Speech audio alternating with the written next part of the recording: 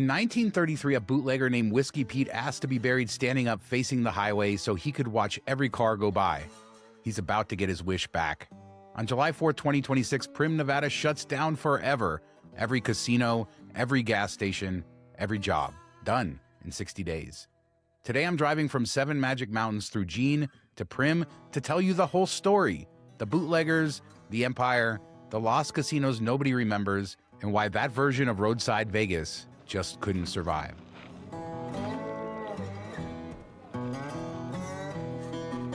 Seven Magic Mountains opened in 2016 as the latest roadside attraction on this stretch of land. And these bright stacked boulders might not seem like much, but you're seeing them out here. This truck, they're painting them, letting them live for another generation.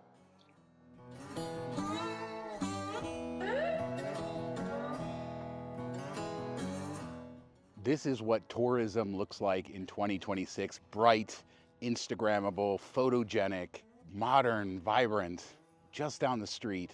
Sort of the opposite. As we head further to State Line, we're going to keep going back in time to see why this area is dying.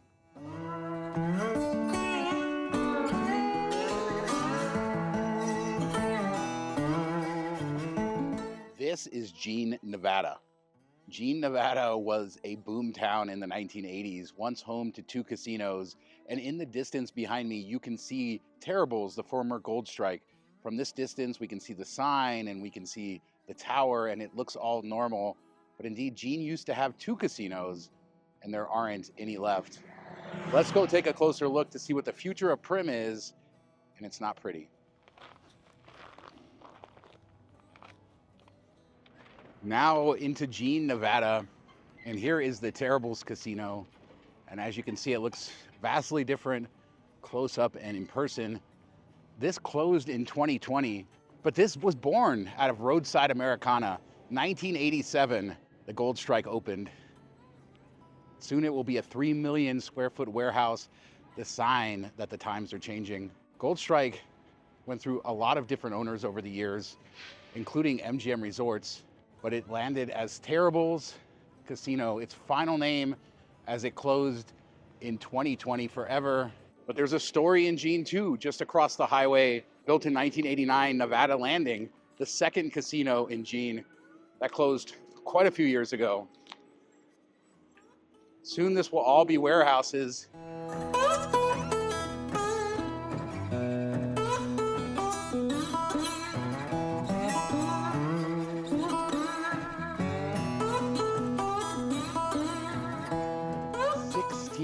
People drive the road behind me every single year. There was so much hope out here. Themed casinos, roller coasters, movie theaters, trams, trains, everything you wanted on this stretch of highway. And soon, this, I think, is the future. Just a few years ago, gold miners sat at the entrance to Terrible's Casino in Jean, welcoming you to what was a casino, quite honestly, stuck in the past from better days, but it was still here, still going strong. They're gone just down the street at the wonderful Pioneer Saloon if you want to go see it. Now we just have this.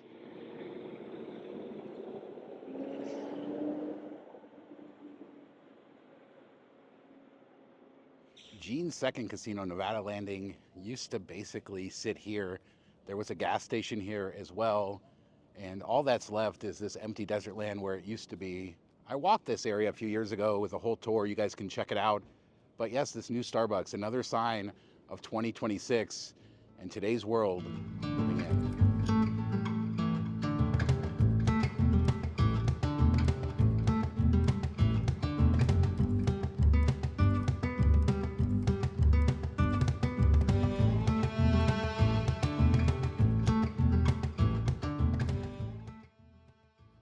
This is where it all started. Whiskey Pete's.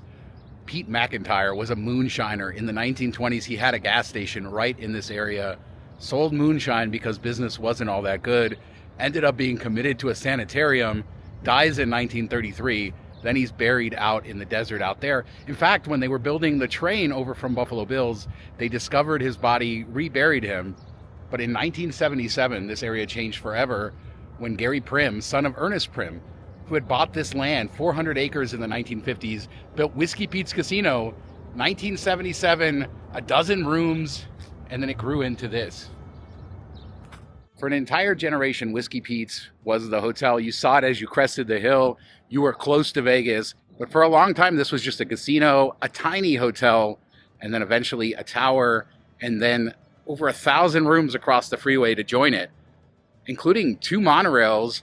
And here is one of them. Now, we're not going to go anywhere where they say we can't trespass, so we will not go past any of these signs. But this is where the monorail, the very first one that went from Prima Donna at the time, now Primm Valley, over to Whiskey Pete's, over the entire freeway. Now that you've seen Jean and you've seen what's here, you can see why this was a dream. An entire town, a resort town out in the middle of the desert, an oasis. Now, I can't show you a ton of what Whiskey Pete's is like today, but I will mix in some video from years ago when I was able to walk this property, see the train tracks, where they found Whiskey Pete, and everything going on. But let's talk about this giant sign, because that doesn't look like something from the past. There hasn't been a time since 2020 that all of the hotels in Primm have been open at the same time. But they have done improvements here, including this giant digital sign, renovation, stuff like that. This sign designed to drive revenue, advertising for the 16 million people, but it didn't bring enough to save Whiskey Pete's, and it didn't bring enough to save Primm. Throughout this video, I'll show you some shots that I took years ago when Whiskey Pete's was open, including over where they built the train and found Whiskey Pete buried in the desert over there. Can't get much closer than this. We're not crossing any of the trespassing lines, but here is Whiskey Pete shuttered forever. Forever. There is really no hope. Maybe a little hope. We'll talk about that later, but little hope that this will ever reopen. The tower, the rooms. Whiskey Pete's is a thing of the past, a dream of a roadside oasis that turned into a giant desert resort that now, sadly, is going away.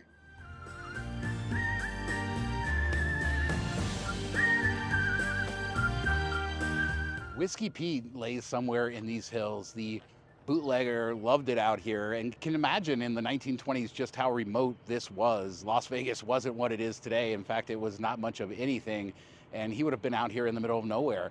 Even when Ernest Primm buys this land, sort of just this brutal desert landscape, but it turned into something else, including, I mean, we're on the backside here. Let's look at the pool area. I'll show you some B-roll from before. Pretty nice pool area, making this a resort. Here's your views from your hotel rooms, just the desert all around you. And solar panels behind us remind us that we're in 2026.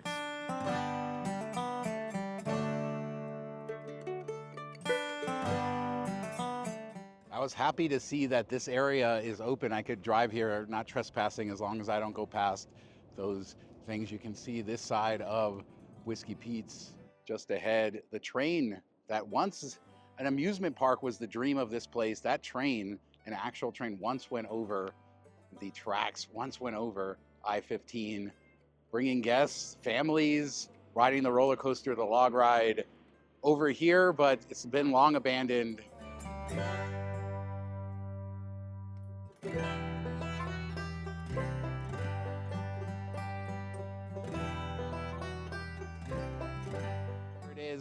As far as we can go. I would love to walk across this bridge, but there it is. You drive under it. You've probably driven under it 100 times. Pretty cool. I'll see if I can dig up a picture of what this train looked like. I don't remember riding it. I hope I did. A different era, a different thing, movie theaters, rides. This place was hopping. In the middle of nowhere, and suddenly, it's the fun stop. Just 30 minutes down I-15 is all the fun without the crowds and the cost. 3 great hotel casinos, 4,200 slots, 10 restaurants. And the world's highest, fastest roller coaster. It's a must stop. $19.95. Find the real secret success of Primm, the best parts of it, why it will be missed. We really do need to head across the street. We'll learn more about the history of the ownership, where the Primm family went wrong in selling off the operations, who bought it, and how it all ended up here.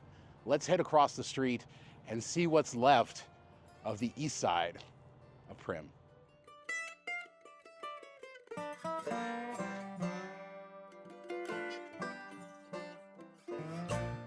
Now it's time to see what's left, what's open until July 4th.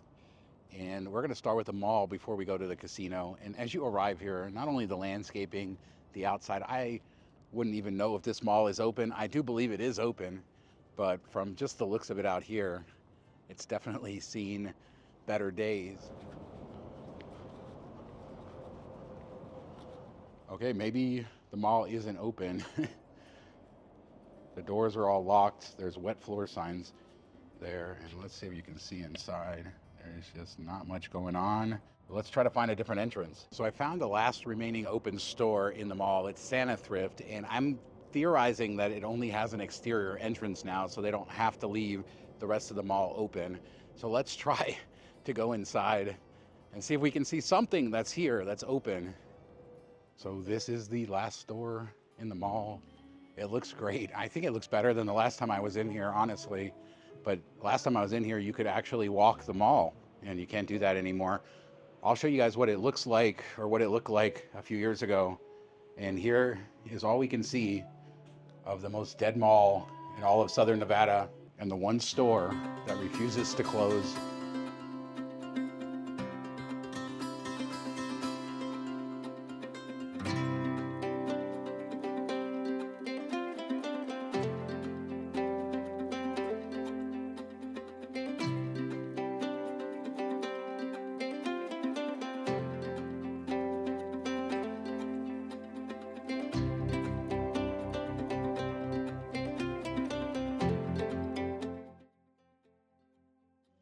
What a cool place. Very friendly people. I got my Packers shirt. There's no plans to close, so you can get your 99-cent shirts, everything here. The whole mall is closed. It's very sad to see. I want to go see the casino because what's left at this point?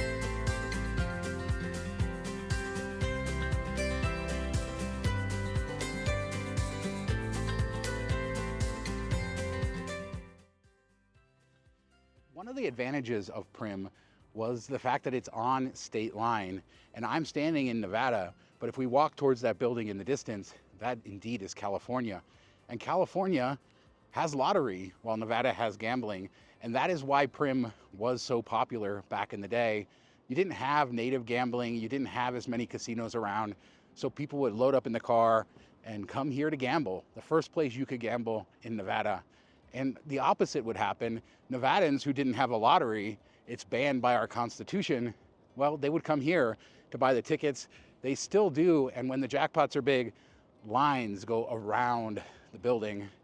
And we did learn that this is closing too. The lotto store, the famous lotto store in Primm, closing forever, July 4th.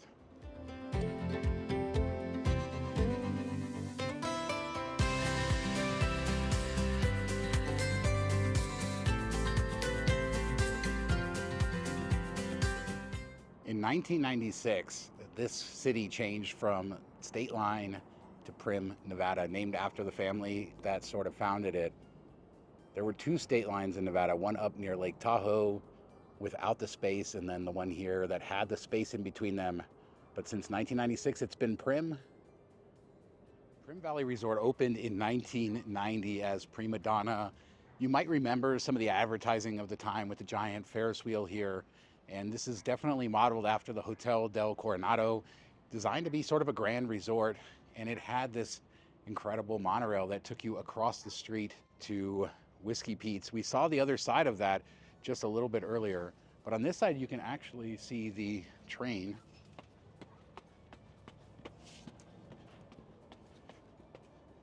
It hasn't run in very many years. It's actually looking better, perhaps, than it has sometimes in the past. Although the desert and the birds, they always get you in the end.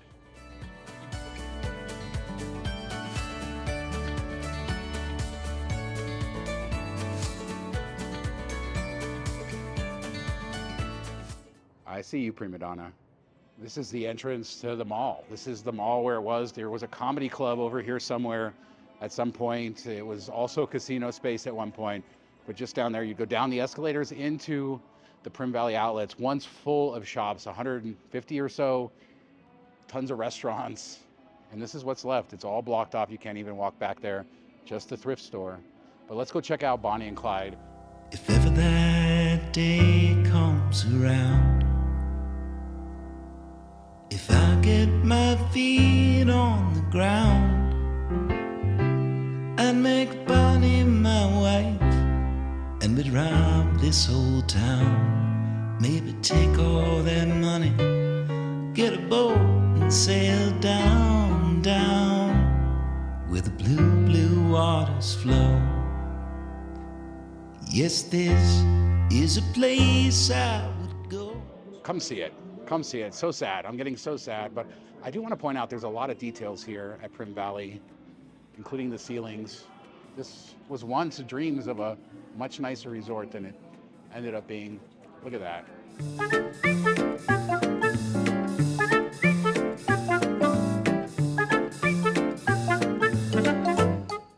This casino carpet, what do you think of it? Not the best, not the worst. But here's what's left of Primm Valley. In May of 2026, less than 2 months till it closes forever. All of the employees are being laid off, including the ones that live in the apartment building next door. They're going to have to move.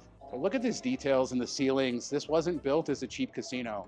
They put effort into making this something nice, making this a resort that you would want to go to instead of Las Vegas, or spend a night here with the family, ride the roller coaster, go to the movie theater, swim in the nice pools, and at a time that worked. Time to ride the fancy glass elevators. Glass elevator time. Let's go all the way to the 4th floor, to the very top.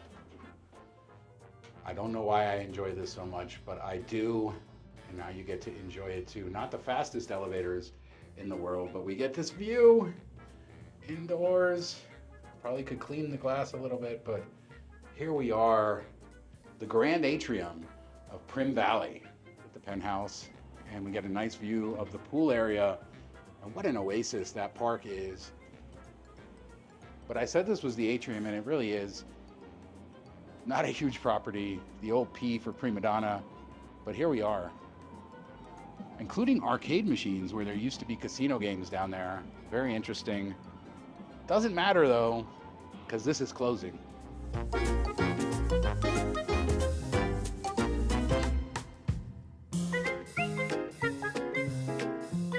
These were an ambitious time in Primm. They built 2 new resorts, Prima Donna and Buffalo Bills next door. The Primm family had this desert oasis, roller coasters, everything that you would want for a family-friendly resort out in the middle of the desert.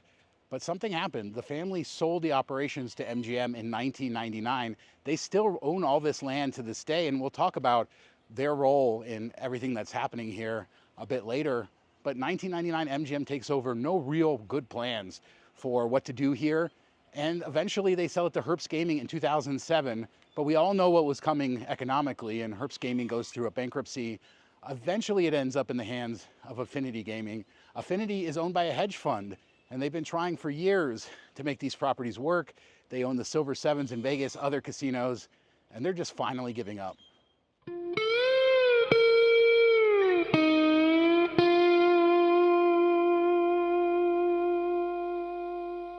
Affinity made some interesting decisions after COVID, including keeping this property closed and opening Buffalo Bills, or doing a switch around. But eventually Buffalo Bills proved not to be successful, and they opened it for events. And this was the casino that won out. This was the property that they chose to go forward with. It just didn't work.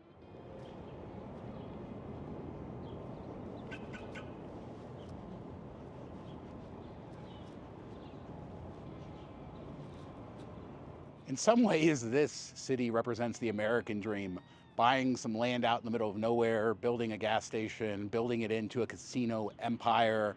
If you build it, they will come. This is what people believed back in the 90s. This is what people wanted back in the 90s. And I remember as a kid driving down this road and only having Whiskey Pete's there. None of this existed, but soon it would grow into something very magical for people my generation. Obviously that roller coaster was a big part of it, but the architecture, the novelty of the rides, all of it. I know I'm repeating myself, but man, as I stand here, I'm just really sad to see it go.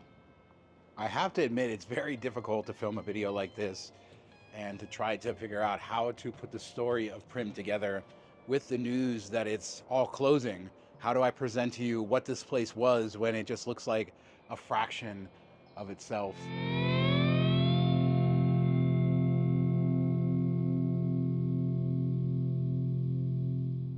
This is a place to go for the best perspective on all of Primm. Whiskey Pete's in the distance, Prima Donna to our left, and Buffalo Bill's over there behind us. And I think back just how much this has grown over the last 30 to 40 years, and we don't really know what the future is. The supplemental Southern Nevada Airport is getting built just a few miles from here, but it's at least 10 years away. So what will bridge the gap here? What will survive? What won't? I think the answer is not a casino.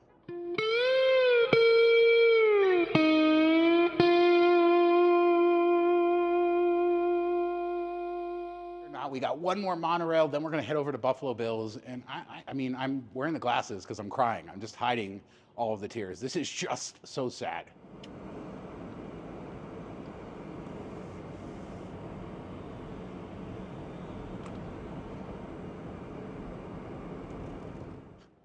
The second of the two monorails was built when Buffalo Bill's was built, and it connected to Primm Valley, and then you could take the other monorail across all the way to Whiskey Pete's, all the way over there.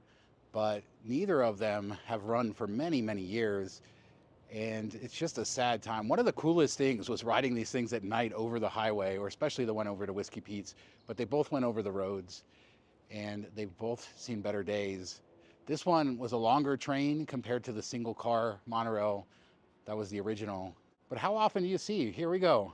Middle of the desert, roller coasters, parking garages, monorails. What would you do if you worked at a casino, you lived in the company town, and they just told you, hey, not only will you not have a job in a couple months, you won't have a place to live. That is what these people are living through. These apartments were built by MGM in the days that they owned it. The idea being that you could work here, you could live here, you didn't have to go back to Vegas. Before that, they had a mobile home park. So this was a big upgrade for the housing, and it got a lot of people to move out here. And there's not a ton here, really not anything but the casinos, some of the gas stations and restaurants, and then they have their own little market right here. A nice park, some greenery, and it beats the heck out of driving all the way to Vegas, but everybody who lives here, they have less than 60 days to get out.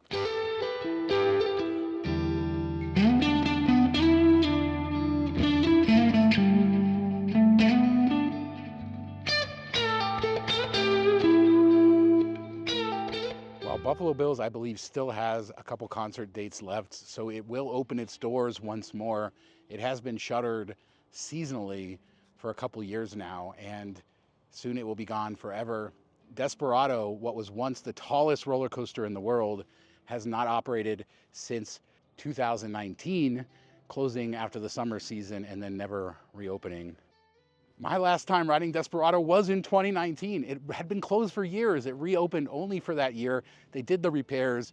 I got to ride it twice that summer, 2 different visits. It was great. I just didn't know it was going to be the last time. Good friends, good times. You never know. You don't appreciate what you got till it's gone.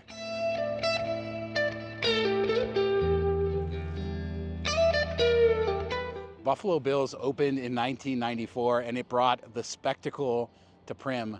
Yes, you had a mall and a Ferris wheel over at Prima Donna, but this was going to bring the family-friendly adventures to the next level. They built an entire amusement park out here with simulator rides, the Desperado roller coaster, and a giant log flume through a mountain.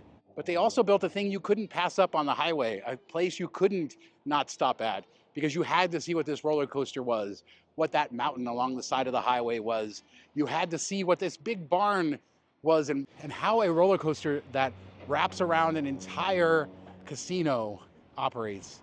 This was the spectacle that Las Vegas was building in that era. The Mirage volcanoes, the big light shows, the free attractions. Opening up around the same time as this would be MGM Grand and the MGM Grand Adventures theme park, the Adventure Dome, over at Circus Circus, the Strat and the rides up at the top of there. This fit in perfectly, and the coaster was never as smooth as they wanted. It didn't accomplish everything they wanted, but man, does it look good. Looks like we need some Primm for trim out here. Am I right? As I walk underneath Desperado, one of my favorite coasters as a kid, so big, so scary, and I just trying to figure out how to end this video. But I guess there's one thing that makes me feel good. It's that Whiskey Pete. He's over there watching over everybody going by, saying the same thing he said back in the day. Bury me up on the hill, standing up, facing the valley, so I can see all those SOBs going by. Well, the casinos might be not what they were. The freeway's there. The SOBs are going by more than ever as Vegas has become this cultural icon. So in a way, Whiskey Pete, maybe he gets some peace again as Primm evolves into something else. I don't know how else to end this. I'm sad. Come and see this place before July 4th. Thanks for joining me on this tour of Primm, the dying Primm, the almost dead Primm, but it will be reborn. Just how? We don't know. R.I.P. Desperado. Talk to you next time.